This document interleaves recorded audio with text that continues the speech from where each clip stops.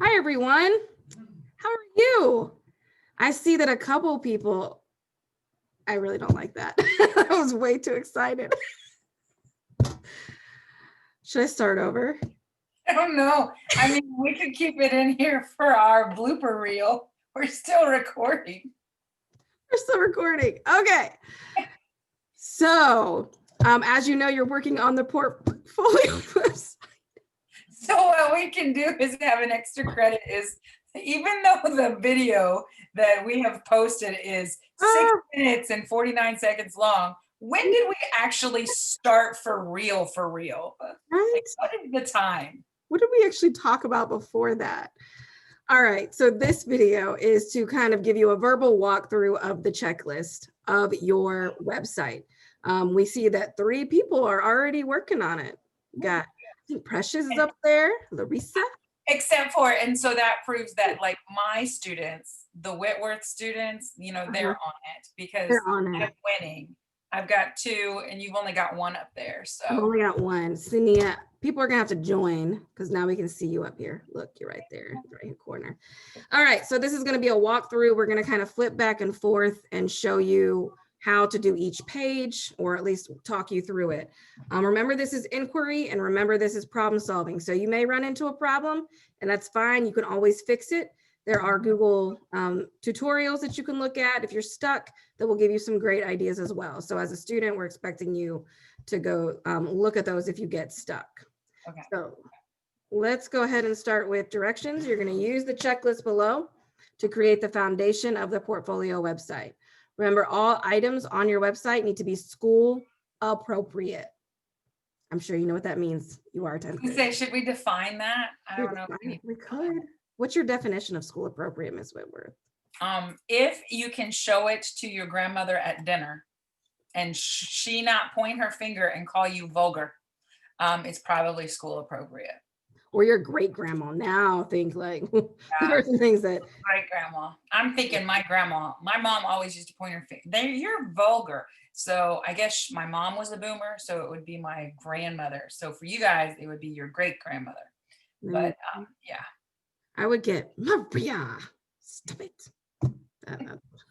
Maybe I would get something else, like I get in trouble. But school appropriate, guys, because understand that this is a website, so it will eventually be live, which means not just Whitworth and I can see it, other people can see it as well. And in fact, you're creating the foundation of your website, which will be used your senior year, and you'll be presenting it. So keep that in mind. Your goal for this week is to complete the tasks below and become accustomed to Google Sites.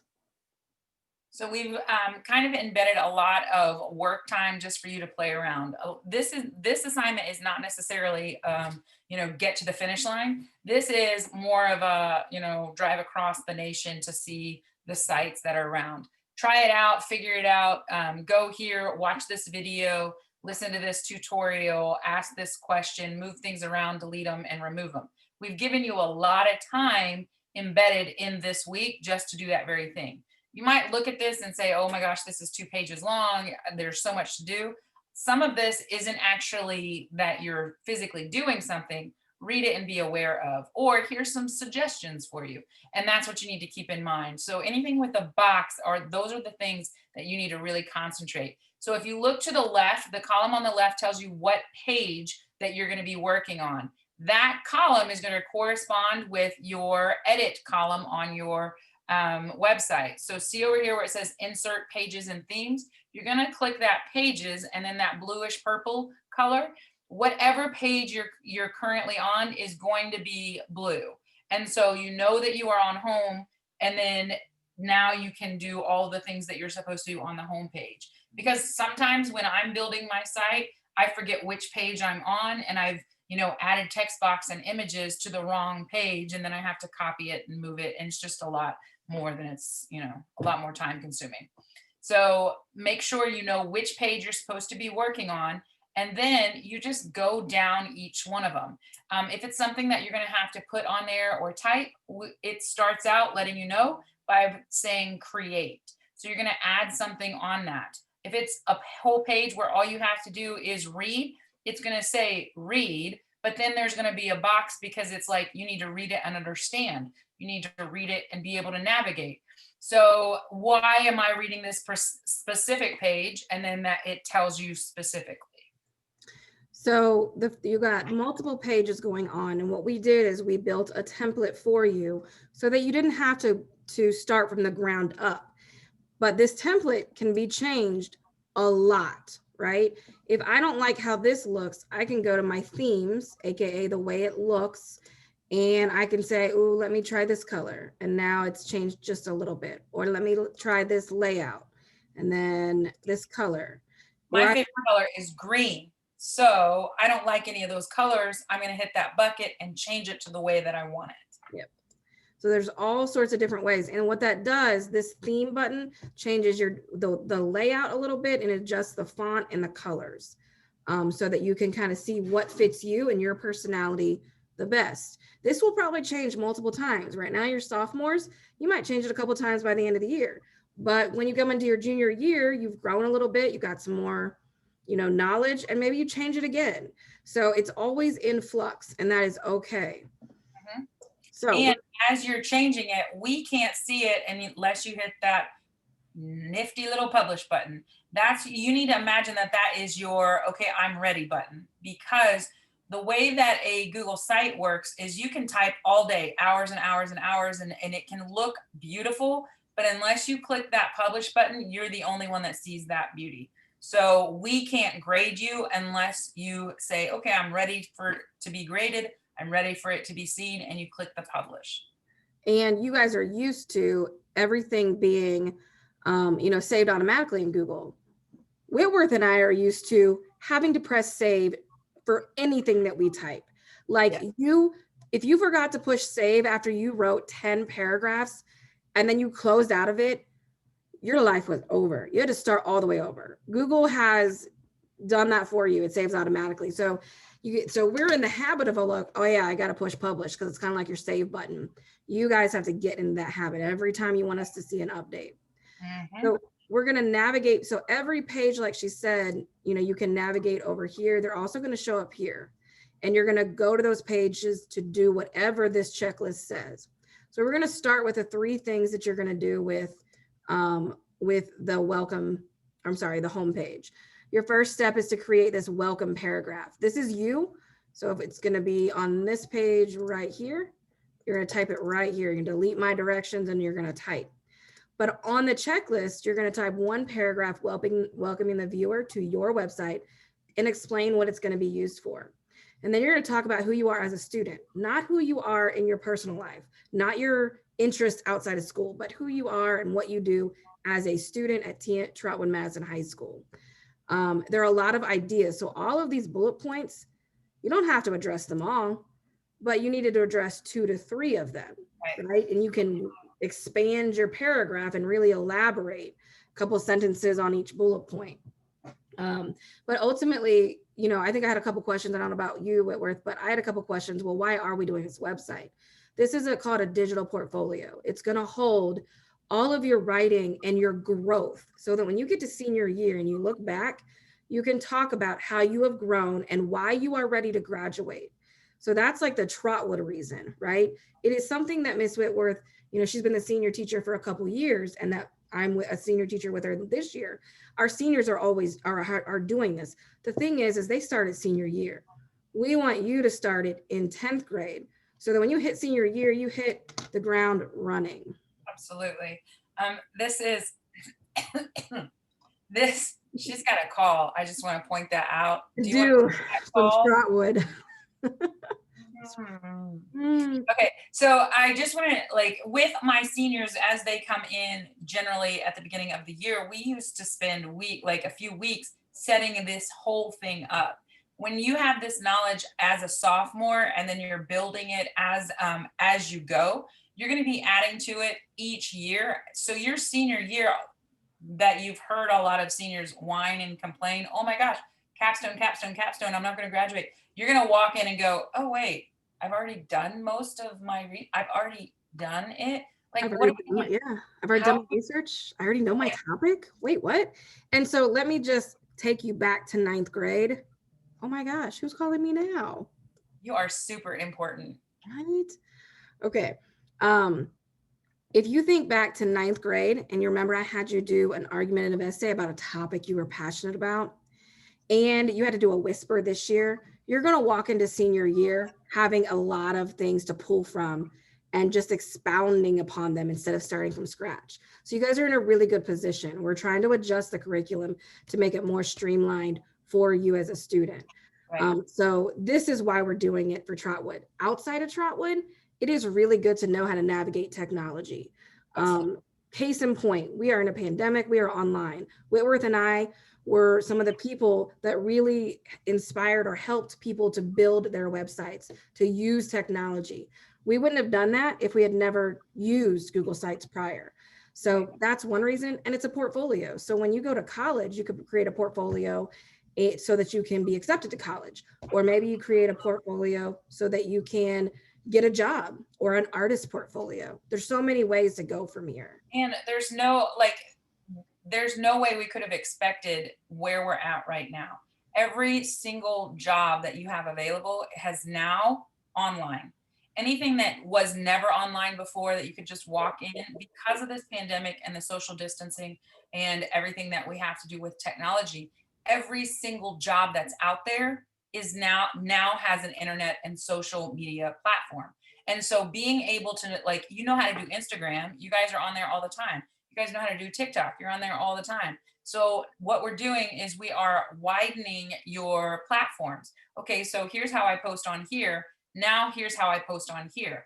The more platforms that you're able to maneuver, when you do those resumes and when you do those interviews, you're going to say, I am, adept at multiple platforms of different types of social medias, and you are quicker to pick it up.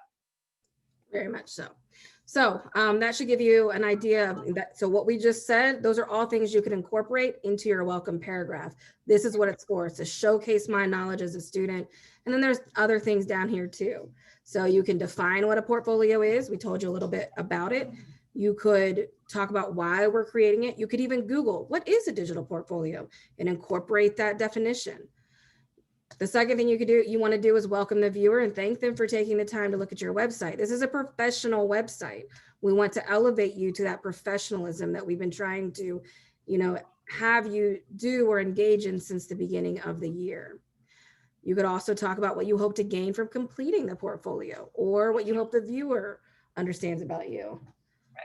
Right. And this paragraph is going to change from year to year, because this website, you're going to keep this website for the next few years. But when you start your 11th grade year, we're going to pull this website up, and then you're going to have to readjust. You're a little bit different now. You've got a little different purpose. Maybe your theme page from this year is your favorite thing, and you bump that over, and that's what you want to build from. So now the reason why you have this website is so that people can understand how passionate you are about A, B, and C. On this page, you do have, like, if you look through, I need you to put an image that also represents you as a student. So what Miss C has already up here is this beautiful little sloth in a teacup. It is adorable. Please don't let that be any of my students. Let me tell you who that represents. We call this person Cam Cam. If you know Cam Cam is one of our 10th graders. He wrote on my board and during testing, and I'm like, who is this? I don't even know who this person is. And then it was like, oh, Cam Cam. During testing. So I realize he's probably going to be irritated about the fact that I threw that out there. That we called him out? That we called him out? Yeah. Well, if he's a sloth, then he's probably sleeping through this part of the video anyway. Don't tell him we're talking about it. Oh, that's why he should watch this video. All right, so you're going to put a picture that represents who you are as a student. If you are hardworking, maybe you do an image search and you say hard work, you type hardworking, and that's what comes up. So if we take this out, let's say I'm going to show you how to upload an image here. You do the plus sign. I want to select an image, and I'm going to type hardworking or motivated or whatever. And okay. I'm going to look, go ahead. So I was just going to say, for those of you, like, I want you to make sure, I want her to do another search on a new tab, because I want you to look at the pictures that come up with hardworking. And then like she can choose one, put it on there. But then I want you to open a separate tab on Google and do the same search, hardworking images. They're both Google searches, but look at the difference in the pictures that are coming up. So if you don't find one that you like in one place, look somewhere else. This is what I'm saying. It's the same Google database, but they're different types of pictures that come up. And it depends on what you search. And one of the things, what I will say, you want to be careful because you don't want to break copyright laws, right? Absolutely. And so when you do a Google search through the website, Google Sites, it automatically takes away those so that you don't break those copyright laws, right? Because this is going to go public. And if I'm the one that created the image and you don't give me credit, that's a problem. If you're going to go over here and you're going to do that search, you want to make sure you don't that it's not something that's copyright. Right. You can write free image or stock image. So I can do hardworking and then the word stock photo and see what comes up. And those are the ones that are usually I can use. Now I try to avoid the ones that have like the watermark, and the reason it has that is because photographers are like, I don't want you to use my stuff. And so just keep that in mind. Let's go back to here. I don't want to make this video too long. Are you still with us? Already too long. Probably already. The other two things you're going to do is you're going to find a motivational quote. You're going to type it and you're going to link an image to connect to it. So, So that's what you'll do down here. So type your quote, make sure you give credit where credit is due. If it's MLK, you make sure you cite MLK, right? You don't want to just give me a random quote and put anonymous. That's not what we want. We want, try to find a quote and the author of the quote. Yeah, the author makes it meaningful. So any, Tom, Dick, and Harry can say it. However, if you can attach the person who has is quoted for saying it, or given the credibility for saying it, now that quote means something. Right. So then you create you have a motivational song. I had a student ask, can I also find one of those motivational videos? I said that was fine. So you're going to type the title of the song or the title of the motivational video, and then you're going to insert the YouTube video, and it needs to be school appropriate. You don't really, like once you go back over here, it's going to tell you to talk about why the song is important to you, etc. And you'll insert the YouTube video. They made it, since Google and YouTube are together, they made this pretty easy. You just click the plus, YouTube, and you search whatever you're looking for, and then you add it, okay? And you can also resize things too, guys. And what you need to understand is this is your site. Like we put things on here for you to base to start with, but maybe you're all about music, or maybe you're all about quotes, and just one isn't enough for you. So what you could do is that you could actually add more. You could duplicate this whole section where it says quote and music. You can add little icons. You can change the background of each page to look like she's got musical notes on this one. So maybe the next page, it's all about me. Maybe I use a family picture as my background. You see how it has changed a little bit? She just has to change the picture, change the image. So now she uploads a different image. Make it personalized.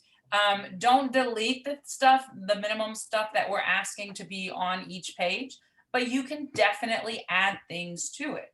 So put 3 songs, put 2 songs, put, a song for every season, put a quote for every season, just have fun with it. That's the point. That's what we're trying to say. All right, so the next one, we'll kind of speed this up a little bit because we were trying to kind of show you some things. But the next page is the About Me. This is all about who you are as outside of school. So right. Go look at your teachers About Me. I know that Ms. Whitworth and I both have an About Me page. Look at what's on there versus every other thing on our website. Every other thing is about what we do professionally, about school. But our About Me page is where we have fun and let you kind of know who we are as people. So we're not trying to limit you on this. music, foods, animals, hobbies, artists. I love to cook. So I'm like, let me get all the cooking pictures. But we do have some basic minimal requirements.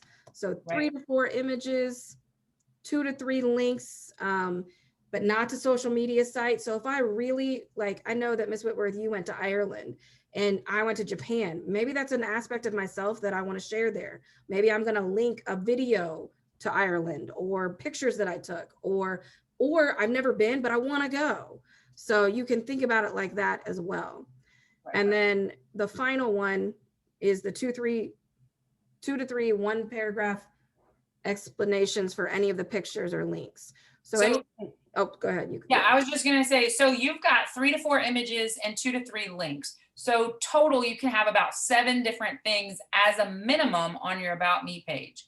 We're not looking for a paragraph for every single thing that you post. If you've got a picture, a couple of pictures, I'm gonna get to know a little bit more about you by the variety. But we do need, did it say 2 or 3 paragraphs? So choose a couple of them and tell me why you chose that thing. Okay. So one of the ways you could do that, if you're still with us and watching, is these give you easy layouts. And so you could say, look, I want 2 pictures here, and this is going to be of my dog Pippin, and this, and like I'm going to have like that. That's fine. This could be Maggie, and maybe underneath I kind of explain a little bit more, like when I got Pippin, because those are my dogs, or why I want to go to Ireland or whatever. That's the explanation we're looking for. Look at our examples and have fun with it. Right. We're going to briefly point out anything that you see read. So the page expectations and the page that says PLDs and PLD evidence. We simply want you to navigate to the page and read it, because if you read it, it's going to kind of give you some important things about this quarter. And the way that you can do that is there are drop down menus and you're like, oh, okay, now I get this. You can also put it in preview mode and it's easier to read. And then I just click on these little down arrows and I'm reading and taking it in. There are expectations that we're going to hold you accountable for. You should probably know them. Some of them are the same things and some of them are a bit different. Right. We're in semester 2. If we had, I'm not reminding you to turn your camera on anymore. I just see your name on the screen and realize you don't want participation for that day. Keep going. Sorry. He's like, oh, you're not supposed to tell them. That's what that whole was. So that's how I interpreted that. So essentially, I'm saying, like, here's your expectations. You should already know the slant rules. You should know that you should be in the middle of your camera. I shouldn't see your ceiling. I shouldn't see your curtains. If you're not in your frame, that's not participation. And so I'm not going to remind you of that in the second semester. That's on you now. And so that's your expectation at this point. We went ahead and put all that stuff on here just so that you can like have access to it. You don't really need to go in and add things, but if you want to, like, hey, here's a special reminder, because maybe I already know, I know this is a thing for me. So I'm going to remind myself, because I'm not going to go into your expectations page. Are you going to go through their page? Like maybe you just need to make personal reminders. So. That's totally fine. Same thing with PLDs. We've talked a lot about PLDs. It's a performance level descriptor. We have not officially done one and we won't do one until next week. But the information is here. So it's a one-stop shop for you to remind yourself, oh yeah, that's what it is. And there's a lot of description. So skim over it, read what that is. There's some, we're going to get into it each week, but we want you to have at least an overview. Right. Eventually you'll go to this tab and you'll be adding things here.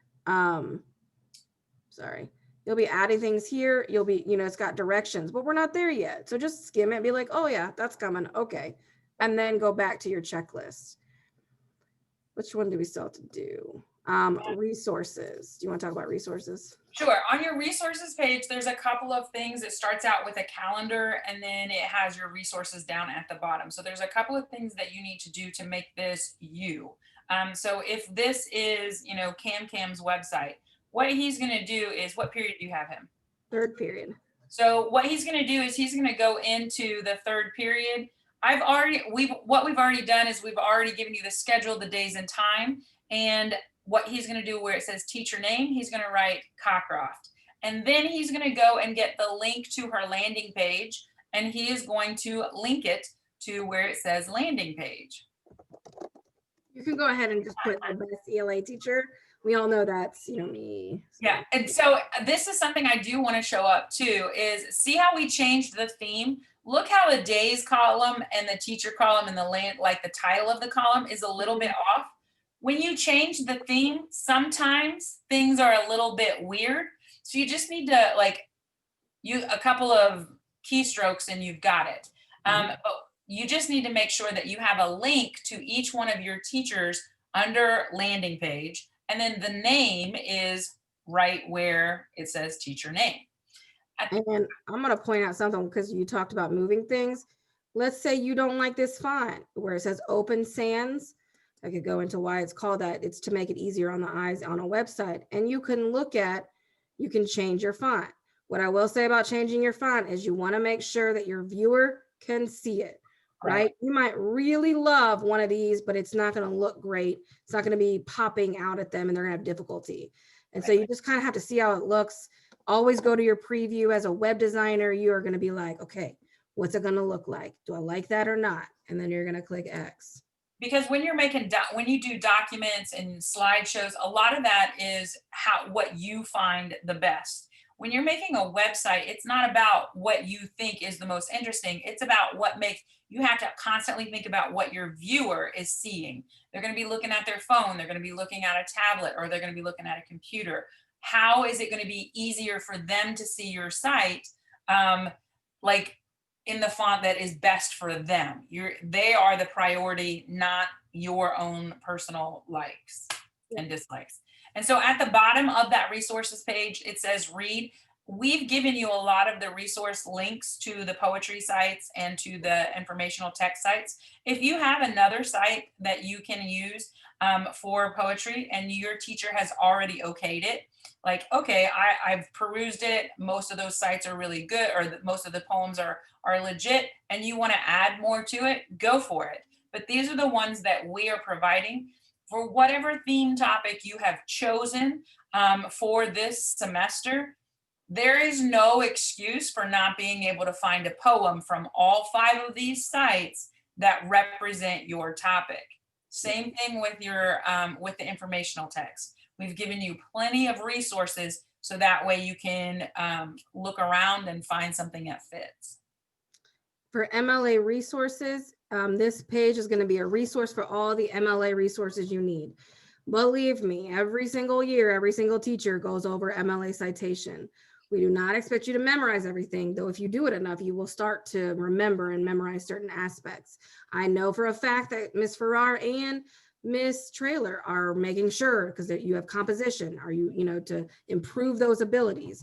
And that's why we're not as teachers focusing on it as much, except that now we expect it because we know your composition teacher is having you do it. So this page is meant for you to add resources that maybe I gave you last year, Mr. Rells gave you last year, Traylor gave you this year, and you can add to it. So I've given you one that is very reputable. And in these boxes, you can add more, you can change the layout, but you want to link to it so that when you're doing your paper and it's just a one-stop shop, you're like, oh, let me do this because I really understood how Whitworth explained it.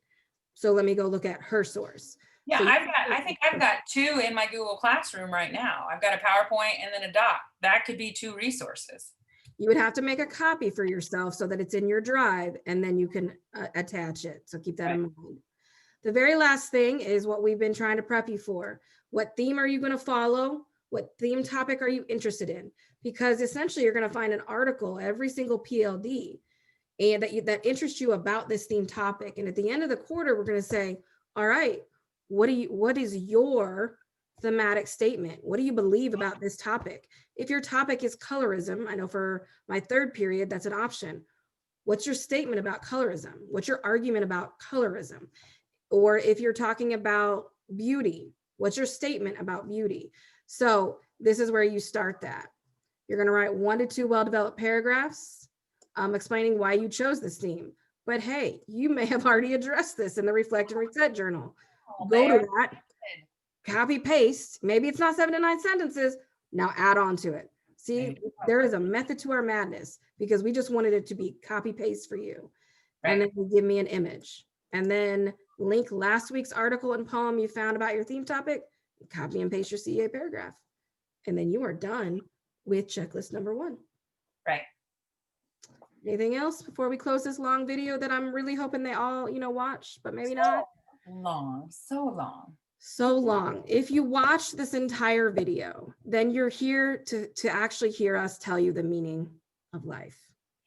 What is the meaning of life, Miss Whitworth? The meaning of life is 42. Now, if you don't know what that means, you should take it upon yourself to learn what that means. Where's your towel? What? Oh, you gotta have your towel. And the dolphins, right? Like yes, dolphins, right? And the towel, and 42, and a guide. What? And I bet they could email either one of us what we're talking about, and that's probably worth what, a golden snitch? I think that would be a really good golden snitch if they made it this far. They could talk to us. Life is 42, and you always have to have a towel with you. Yeah. So you should tell us why that is and what that means. Connect to dolphins. That doesn't make any sense. Right? We're so confusing. All right. So we will see you in class. Adios. Bye-bye. Bye-bye. Wait a minute. I always forget how to do this. All right. Bye for real.